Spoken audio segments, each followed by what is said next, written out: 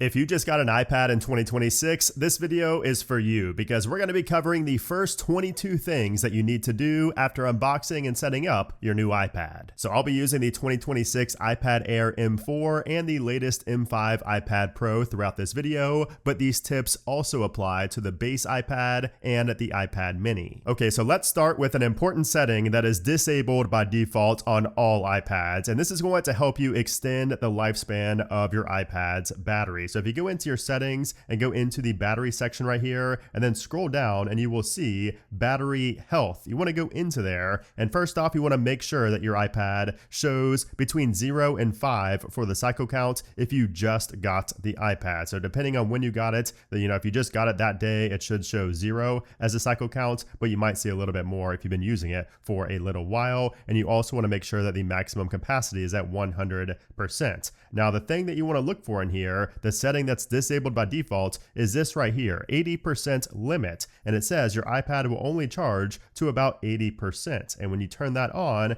that means that your iPad will only charge up to 80% and then it will stop charging. And you might be wondering, why would you do that? Well, it's because this helps increase the longevity of your battery's health and the overall capacity, which is this number right here. And if you want to learn about how battery capacity works on an iPhone and an iPad, I have a video linked down in the description below that details all of that. But I would highly recommend turning that on to prolong the lifespan of your iPad's battery, especially if you plan on keeping this for more than just a few years. Now, the next thing you should do on your iPad is learn the basic iPad gestures. And there are some new ones for 2026 and iPadOS 26. So let's start with some of the basics and then we'll get a little bit more advanced as we go on. So first off, if you're in an application, obviously to go home, you just swipe up from the bottom of the screen on that little bar down there, and that takes you home. Now, if you go into an application and then you want to go into another one very quickly, some people just go to the home screen and then go into that application, or they go up into, this view right here, and then they go into that application from there. However, a quick way to do this is the same on an iPhone. If you see this little bar down there, all you have to do is just simply swipe over on it, just like so. You don't actually have to see the bar either. You could just do it and it will appear. So just swipe down there and you will see you can go back and forth between applications very quickly and very easily. And if you want to quickly take a screenshot on your iPad, because it can be kind of awkward sometimes to just put your fingers up here on this big iPad, you could just simply swipe from one of the corners. So mine is the bottom right hand corner, and you can see it will take a screenshot just like so, just with a simple gesture like that. Now, if you want to set this, you can do that in settings. If you go down to multitasking and gestures and then swipe down, you can see right here we have swipe finger from corner, and you can change what the left and the right do, whether that's a quick note or a screenshot. Now, like I showed a second ago, if you swipe up from the bottom and just hold and let go, that will show you the app switcher where you can see all of your apps right here in one spot, and you can kind of slide over to see all of your open applications. And if you want to close an application, it's very simple. Just simply swipe up on that app and it will close it. And you could also go to the home screen or go into your app switcher mode by simply using 4 or 5 fingers. If you use 5 fingers, for example, and you just kind of pinch in like that, that will take you to the home screen if you do it very quickly like that. Or if you hold after pinching, it will take you into the app switcher. Now, here's a little trick that a lot of people don't know. So if you're in like Safari, for example, and you want to get all the way up to the top of the screen, most people just tap in the top middle right here. So they tap in the top middle to go up to the top of the screen, but you can actually tap pretty much anywhere up top. So you can even tap on the battery icon right here, and that will take you to the top. You could also tap over here to the left. If you go over to the date, just simply tap on that, and that will also take you to the top of the screen. And if you want to see your notification center to see all of your notifications, you can swipe down from anywhere up at the top. It doesn't have to be all the way over here on the left. You could do it pretty much anywhere up top, as long as it's not all the way over here on the right hand side where the battery indicator is, because if you swipe down from there, that will pull up the control center, which is where you see all your controls right here. And you can edit this as well by simply tapping on the plus. You could add a control and move those around right there as well. You could also kind of drag this little part right here to make these larger or smaller. Now you could also use a 3-finger pinch to copy and paste very quickly. So instead of copying this by simply selecting it and pressing copy and then going down here and then tapping again and pressing on paste, there's an easier way to do that. So we're just going to tap right here. We're going to select all and remove that. And a better way to paste is with 3 fingers. So we're just going to do a 3-finger pinch. Actually, since we have something copied already, we're going to do a pinch outwards. So I'm going to take these 3 fingers and pinch outwards, and that will paste. Now, if I want to copy something, so we'll just do like this right here, we'll use those same 3 fingers right here. So I like to use these 2 fingers, my index and my middle finger, and then my thumb. These 3 fingers are the easiest. And if I pinch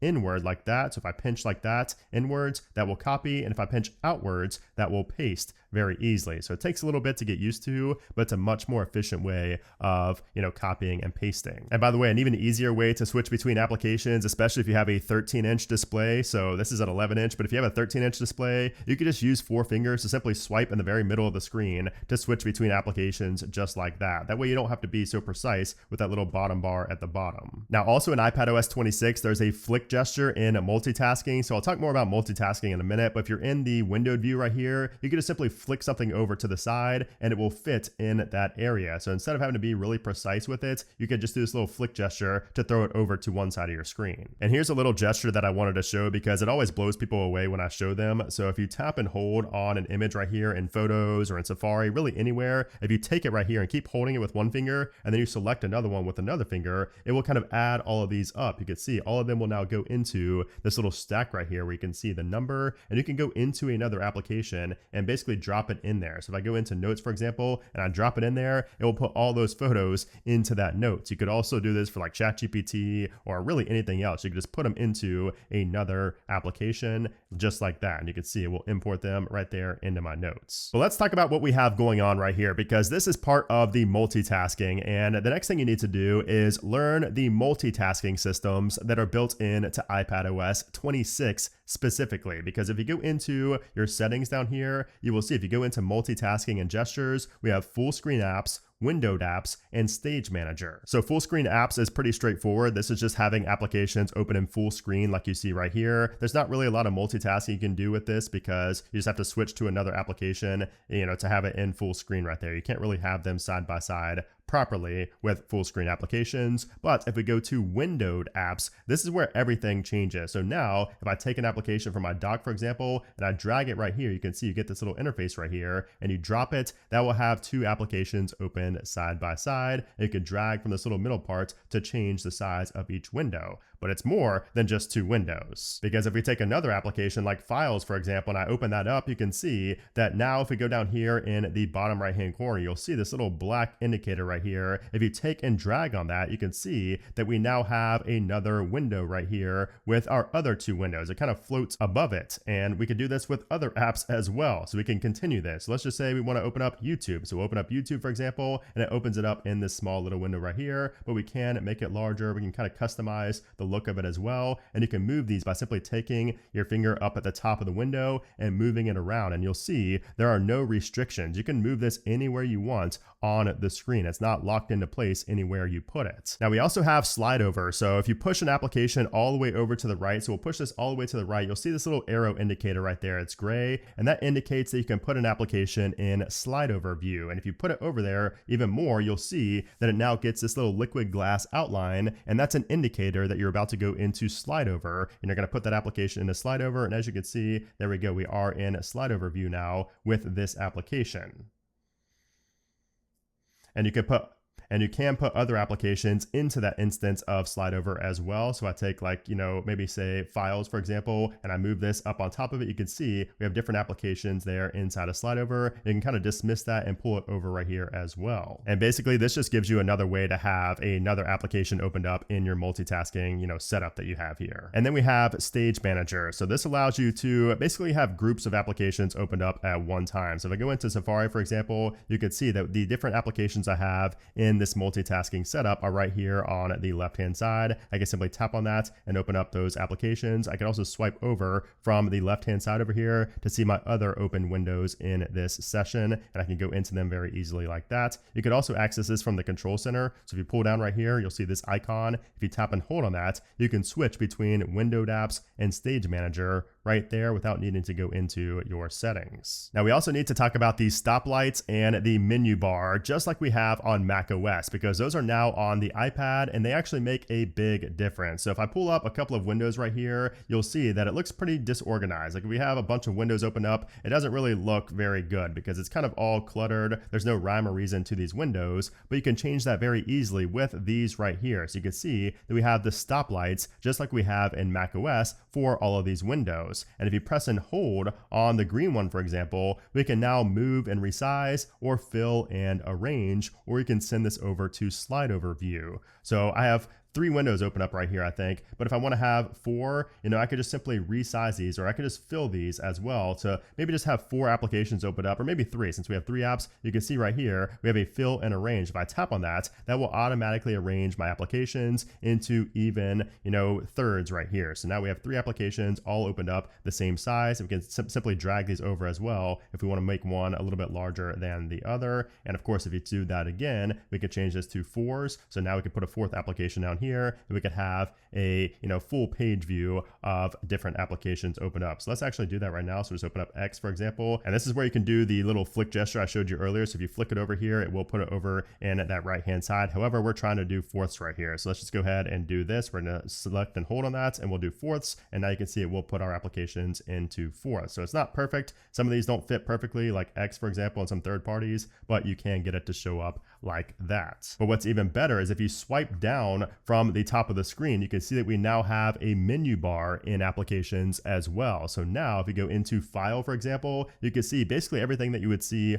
on a Mac right here. So you get all these different options for ejecting, scanning documents, get info. If you go to edit, you can see all of your obvious things right there. If you have view, you can sort by. All these things are right here. And if you go into window, this is also where you can get to those settings that we just did for changing, our layout of our home screen. So if you want to go to, move and resize, you can see you have even more options right here. So if you wanted to move a window to a specific spot, so if I wanted to move this from top right to bottom left, I can do that by simply pressing on that right there. And if we go into Safari, so let's make this large, let's make this full screen right here. If you go into Safari, for example, and you swipe down, you can see that this is where you can see your history, your bookmarks, your window, all of that right there. You can change your tabs, your tab groups, all of that right there, just like you can on a Mac, which is really helpful. And you also have a whole help section right here. And if you want to get to the settings for a specific application, you could also just go into that, applications title up top, and then just go into Safari settings, for example, and it will take you right there in the settings app. And by the way, if you want to get rid of the multitasking when you go home, so if you just want to be able to go into apps regularly after you go to the home screen, there is a setting for that. So if you go into your settings and go into the multitasking and gestures, right here, close all windows after swiping home can be a useful feature that you might want to turn on, and it's off by default. So now, if you have multiple instances opened up, and you go into Safari, for example, and then you go into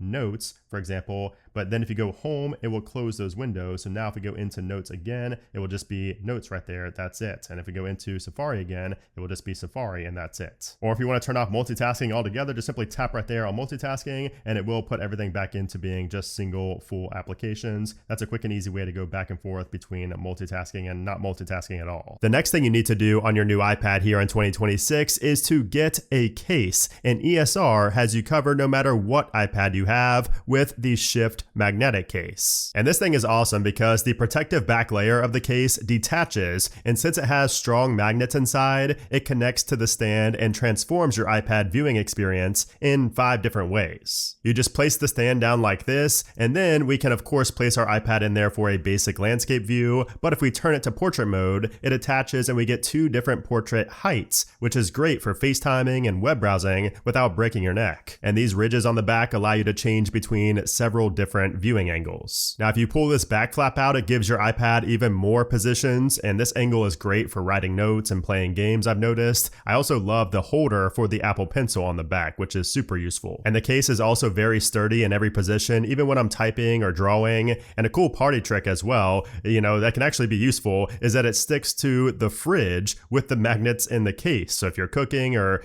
something like that, and you want to watch a recipe video, you can do that. So if you want to pick up up the Shift magnetic case for your iPad, iPad Air, or iPad Pro, be sure to click my special link down in the description for the best price. Now let's talk about the keyboard, because there are some keyboard tips that you need to know for your new iPad. And if you go into Notes, for example, this works anywhere, but if you're inside of the Notes application specifically, I always found that the keyboard just takes up so much real estate. Like, it almost takes up half the screen on this 11-inch iPad Air right here. So if you want to make this smaller, you can just simply pinch in on the keyboard, and that will give you a small keyboard like so, where you can much easier type with your fingers, and also it takes up so much less space. You now gain all of this real estate back on your iPad's screen, and if you want to go back, just simply pinch outwards, and that will pull it back. And of course, you also have this button down here to hide the keyboard at any time. Another little tip you need to know about the keyboard is if you swipe down, you can get to these alternate keys. So for example, if I want to type in 565 without having to press right here into this menu and pressing 565 like that, we can also just simply swipe down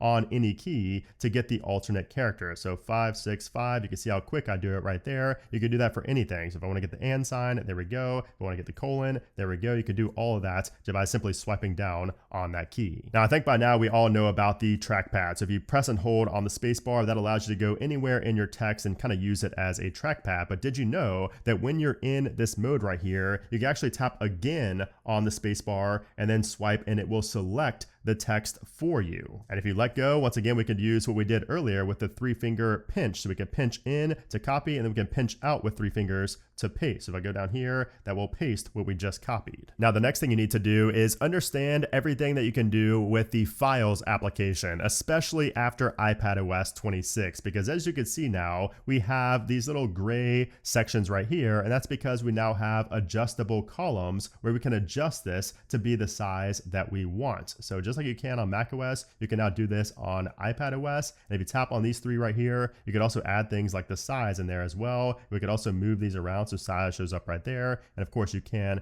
adjust them like so. And you can also customize folders now. So you can see how this PSP folder has basically nothing. It's just a regular blue folder. If you press and hold on that, we now have the option to customize folder and tags. So if you do that, you can customize not only the color, but also you can put an icon on it. So if I put this little brain right there, it will show that. And then also if I go into tags, for example, I can change this to be, we'll just say we want to make it red. So now the folder will turn red, and it will have that little brain icon on it, or you can choose any emoji you want, like the nerd emoji, for example, the glasses emoji, I should say. You can do that, and there we go. Now we have a really cool customized folder that is red, and it has the glasses person emoji inside of it. And if you have a folder in your Files application that you use a lot, you could also add this to your docs. If you press and hold on that, we have add to, and you can add it to your doc, or you could add it to favorites to show up over here on the left hand side. But if we add that to the doc, check this out. We now have that folder right here in our doc, and if we go ahead and press on it, it will show all the files inside of it. And if you want to change this view, you could do that as well by pressing and holding on it and going into view content as, and you can change that to grid, and now it shows up like this when you open up the folder. You should also change the default applications for your files. So if you go into a file right here and you go to get info, if you go down here to always open with, you can change what it opens with. So if you always want to open up a DNG image, for example, in Photoshop instead of Playground, you could do that and then do always open image files in that application, and now you have a new default for that specific type of file. So the next thing you need to do on your iPad is take advantage of that USB-C port on the bottom. So if you have things like a dongle like this right here, which connects to USB-A from USB-C, or if you have something like this where you can plug in an SD card to it and read it on your iPad, you could plug that in to see everything. You could also plug in things like mouse, keyboard, USB-C hubs. We have an SSD connected right here, and you can see it shows up under locations. We have the full SSD right there. You can plug in external webcams to use for video calls. And also what's really cool about this is if you press and hold on this right here, we can actually erase this SSD. We can format it from our iPad. If you go into Get Info, for example, you can see all the details about this SSD right there as well. And of course, you could read all the files and access all the files from your iPad. So don't sleep on that USB-C port. So the next thing you need to know about your iPad is that you have background tasks. So with iPadOS 26, now if you download a large file or if you export a large video, like in Final Cut Pro here, for example, something that's just going to take a while, you can now run those tasks in the background. So I have a Final Cut Pro project right here. If I go to export this video and go ahead to export, we'll do this in we'll just do it in the full HD right there and go to export. You'll see up top, we now get this live activity and we can go into other applications and that will continue to export, as you can see right there. You don't have to stay in that application to export something, which is very convenient and it's a good thing to know. Now, something else you need to know about right once you get a new iPad in 2026 is using your iPad as a secondary display. So if you go to your Mac and you move your mouse cursor over the green full screen button, you will see that you have the option to move that screen, move that window to your iPad. And if you want your iPad to mirror to your Mac screen instead of extending it, you can choose a mirroring option from the screen mirroring menu right here. And this is also a good time to mention continuity. So you can copy something from your Mac and paste it on your iPad or vice versa. So if I go ahead right here and paste, even though I never copied anything, this is what I copied from my Mac. So I go ahead and copy something else from my Mac right here. So it's Command C on that, and I go into my iPad and paste. You can see it will paste something else that I copied from my Mac. And you can also do this for Windows in Safari. This is one of my favorite use cases actually for this. If you go to open up a new window and you scroll down, you will see that we have iCloud tabs, and this will show you the different tabs that you have opened on your Mac, and you can open those easily on your iPad as well by navigating to this section. And something else that you might want to know about is inside of your settings, and if you go into sounds right here and go to input, you can actually change the input for your iPad. So this isn't necessarily fully related to this, but it is similar, especially if you are making content maybe with your iPad. And if you use an external mic, this is where you would go to choose the external mic as the default input. That way it doesn't get switched around to being the iPhone microphone or the iPad microphone when you don't want it to be. But let's talk a little bit more about the display settings, because there are some display settings that you might want to change on your iPad pretty much right away once you get it. So if you go into your iPad's settings and you go down to home screen and app library, you might want to use large app icons. So by default, this is what the applications look like. But if we enable this feature right here, take a look at what it looks like now. And then you also have newly downloaded applications. I would highly recommend changing this to app library only. That way, when you download a new application, it will not show up on your home screen. It will only show up over here in the app library. And that helps keep your home screen clean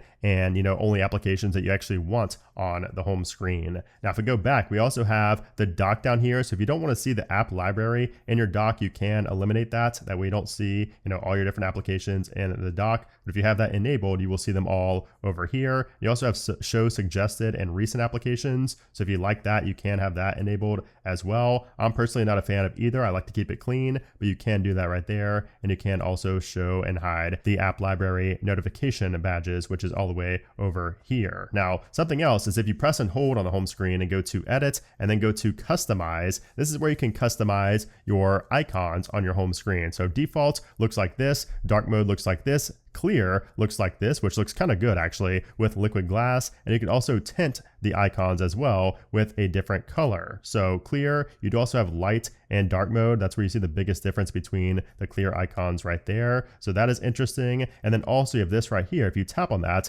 that will eliminate the labels from underneath. So if you want a really clean home screen, tap on that to get rid of the app labels underneath of the applications. You also press this right here to make the, background, the wallpaper light or dark. Or of course you can have it set to auto. That way it's light during the day and dark at night. But something else you might want to change related to the display is right here under display and brightness. And if you go down to liquid glass, you could actually change if you want liquid glass to be more kind of like how it was in the past, more of a tinted look to it instead of being fully transparent like that. So if you're not a big fan of liquid glass, you can choose to have this set to tinted, and you will see that changed throughout on iPadOS. And here's a good example of how that looks. And then if you go into your accessibility settings and go into display and text size, this is where you can choose if you want to have larger text. So if you want to increase the text size, that is where you can go ahead and do that. And also if you go down to the bottom, this is where you have auto brightness. I would recommend having that turned on.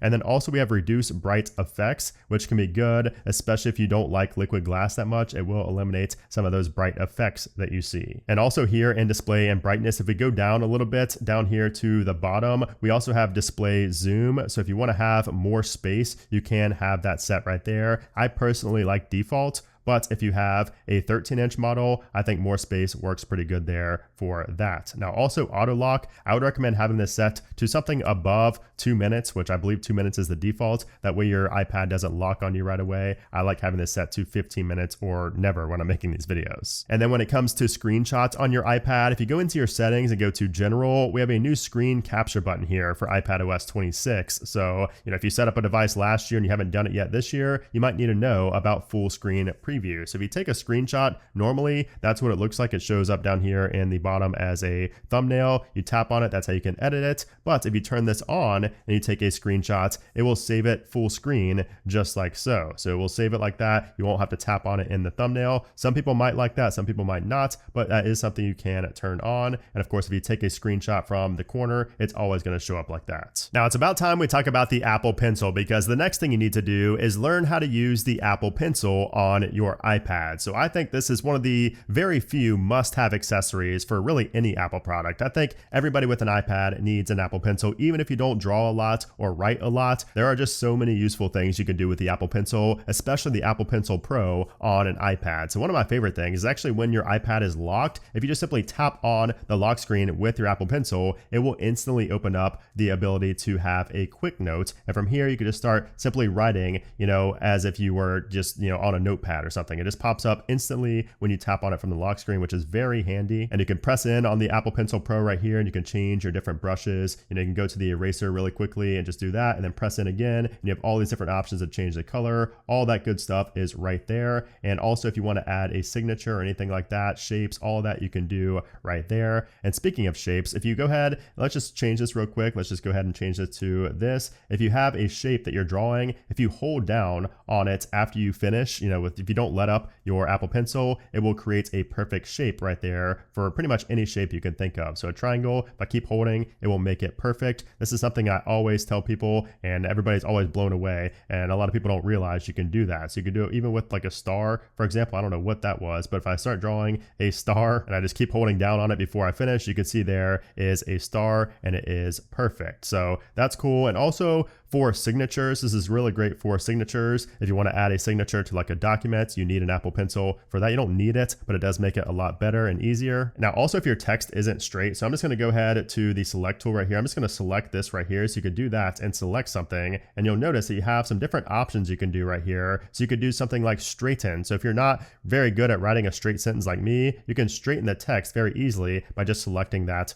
right there. So the select tool is something a lot of people don't realize you can do, or don't use it as much as they should. And that is very handy when you're using the Apple Pencil. Now, something else that's really useful with the Apple Pencil is Scribble. So this allows you to turn handwritten text into typed text. So if you're a student and you need to write a lot, but you want to turn that into something that's more legible, instead of being handwritten, if you select the tool right here with the A on it, that is for Scribble, and you can start, writing something out. So this is a test note. So if I write that out right there, you can see it will write it into typed text, which is very convenient, especially if you do what I showed earlier, tapping from the lock screen to pull up a quick note. That is very convenient to have. And you can even select this as well by simply swiping through it like that, and it will select the text. You can kind of go back in here with the Apple Pencil. You don't really ever need to lay, your fingers on the screen when you have the Apple Pencil, which is really convenient. And also if you X out of this, it will delete that. So if I, do like this and I cross through, so you can see it will delete it like so. But easily one of the best reasons to have an Apple Pencil on your iPad is for scanning documents and annotating those PDFs in the preview application. So if we go into preview, this is a default application on your iPad. And if you have a form like this, this is where you will really like to be able to annotate it. So you don't need an Apple Pencil for this, but it is a lot more useful with that. But if you don't have an Apple Pencil, of course, you can just utilize all these built-in features right here, such as when you tap on this, it will allow you to autofill. So it will, automatically detect the portions where you need to fill in your name, and it will pull up the keyboard for you. So autofill is so good. So you definitely want to tap on that if you don't want to have to create, a text field for each individual,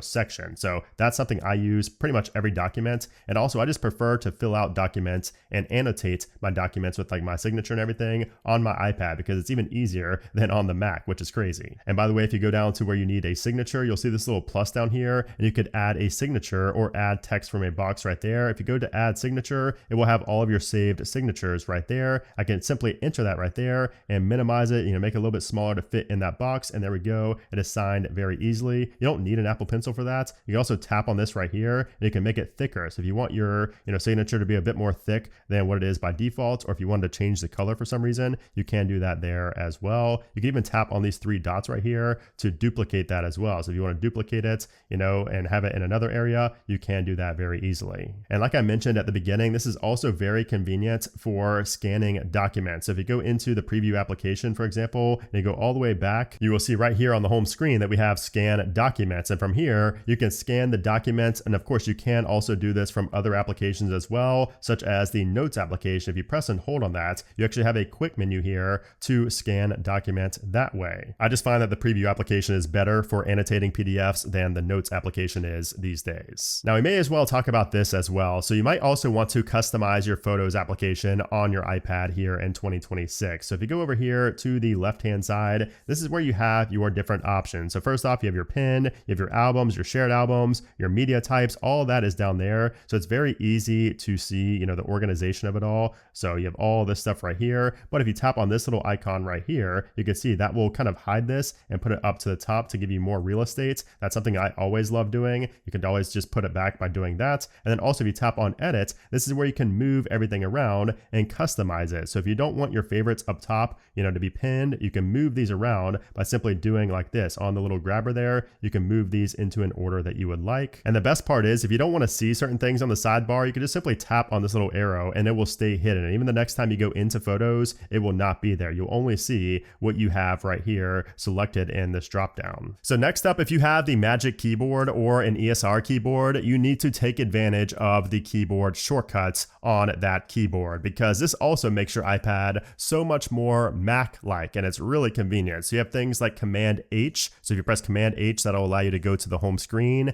Command W closes the current window. Command Space is a classic. That allows you to show and hide the spotlight search. If you want to search and open up an application quickly, you just do Command Space, just like on a Mac. You have Command Shift 4, which takes a screenshot and immediately opens up markup to view or edit it. If you press on the globe and the up key together, that puts you into the app switcher. If you press Command Tab, that allows you to see your most recent applications. Now, I can't believe it took me so long to mention this, but the next thing you need to do is set up Touch ID for more than one finger if you did not do so during setup. And the same goes for Face ID. If you have an iPad Pro, for Face ID, do at least one scan of your face, additional scan of your face after setting up your iPad, because you never know when you're going to be in portrait mode, landscape mode, you're going to be on one side or the other. Like right now, my power button is over here on the left, but I set up Touch ID for my right index finger. So I need to go into my Touch ID and passcode settings, go to fingerprints and go to add a fingerprint and use my left index finger because, I'm now on the left-hand side instead of the right-hand side like I was when I first set up my iPad. This is also where you might want to limit what you can do on your iPad without, authenticating it via Touch ID or passcode. So if you go down here, for example, under allow access when locked, if you don't want to allow access for things like Siri or the control center or notification center, if you don't want somebody to see your notifications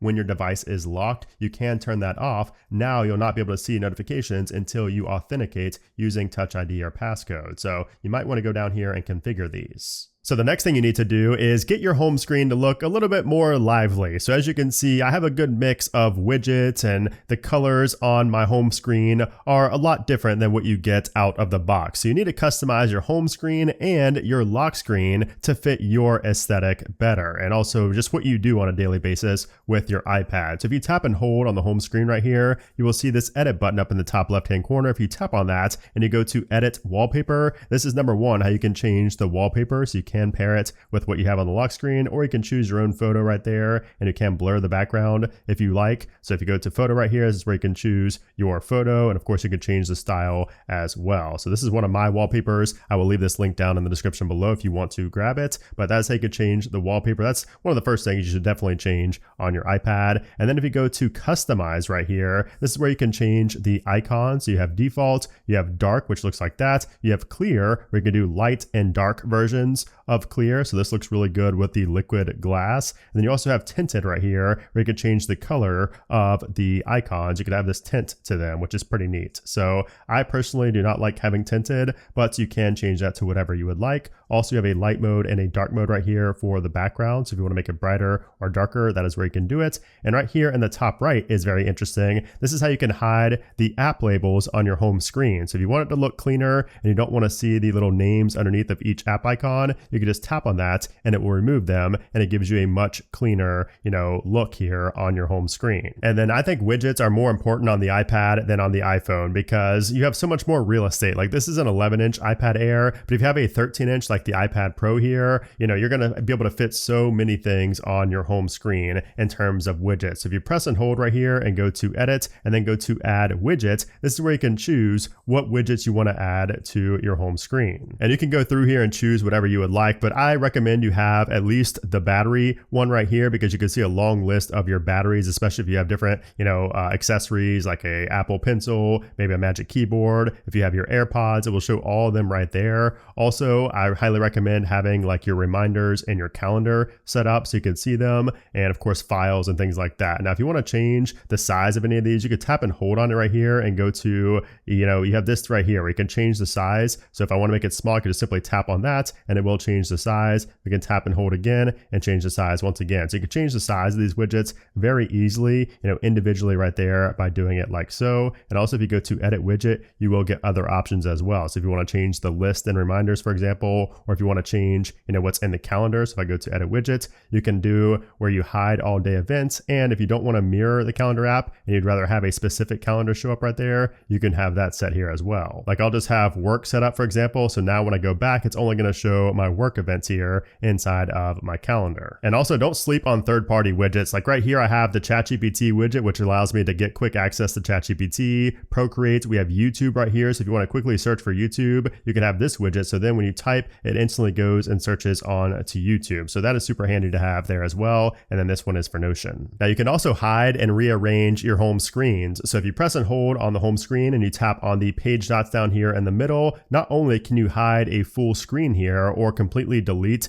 that page, you could also reorder these. So if you want this to be your first page when you unlock your iPad instead of this, you could tap and hold and then scoot it over. And there we go. Now that is the default front page for your iPad. And that is now the second page. So a lot of people don't realize that's there. It's kind of hidden, but that is a cool little trick that I would recommend doing for your home screen to customize it. You could also password protect applications on your iPad just like on the iPhone. So if you press and hold on an app icon and go to options and then go to require Touch ID, for example, you can now, only open that application if you have Touch ID or Face ID. So now if I try to open it, you can see it is restricted. You should also customize the control center here. So if you swipe down from the top right, you can go to the plus right here. And this is where you can resize all of your little icons here, your controls in the control center. But if you go to add a control, this is where you can add different controls to your control center. So things like ambient music, which is something I would highly recommend. So this is a built-in kind of music player. So if you want to listen to chill music, sleep music, productivity, or well-being, you could do that. You can see I actually have one right here. So if I press on that, we'll start playing that music straight from my control center, which is really handy to have. And you can reorganize this however you would like. And of course, if you swipe down, you will have your HomeKit right here. However, if you don't want that, you could actually tweak this as well. So you can go ahead and press the minus right there, and that will completely eliminate that screen. And now you can set a whole new screen right here with different options. If you want to have a full page of additional toggles, you could do that right there. And if you want to reset your control center, if it got kind of out of hand and you want to just completely redo it, just go to control center and settings. And right here we have reset control center, and it will reset it back to the default layout. So I think all of these are some of the most important ones. So for example, screen recording, I would recommend having screen recording in there. We have low power mode, dark mode. We have the rotation lock. I'd recommend having that on. And then notes is one that gets really slept on because if you press and hold on that, this allows you to scan a document or record audio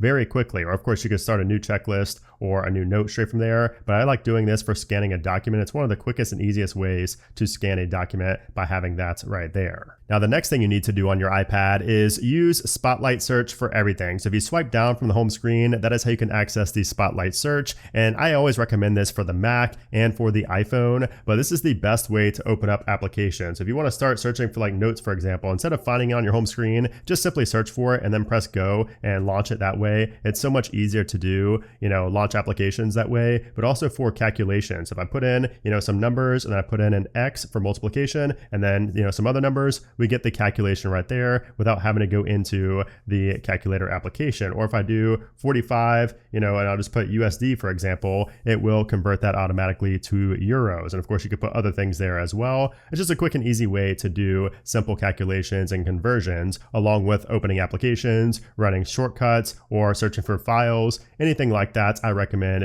doing that right here in Spotlight Search. And also if you go into your settings and go into Apple Intelligence and Siri right here, and then you scroll down and get to this section right here where you see suggestions, you can turn off certain things as well, such as suggest apps before searching. So if you don't like how that popped up right there, if I turn that off and go back, you can see it will not show those applications down there anymore. But I find that to be useful because sometimes it does show the application I'm actually looking for right there as a suggestion. And while we're on the subject of Apple Intelligence and Siri, the next thing you should do is learn how to use Apple Intelligence on your iPad. So every iPad is compatible with Apple Intelligence in 2026. So the base model iPad is going to be getting Apple Intelligence support soon. But aside from that, everything does have access to Apple Intelligence. So you will see this section in here. You will have your ChatGPT extension. So basically the way this works is if you search for something, if you use Siri, so again, like I showed earlier, if you double tap down here, you will be able to type to Siri. So double tap and now we can type in something. So I'll just say, make me a 6-page poem about Apple. And obviously Siri will not be able to do that. So it will access ChatGPT, and you can see it will say working with ChatGPT when it is using that. That is a part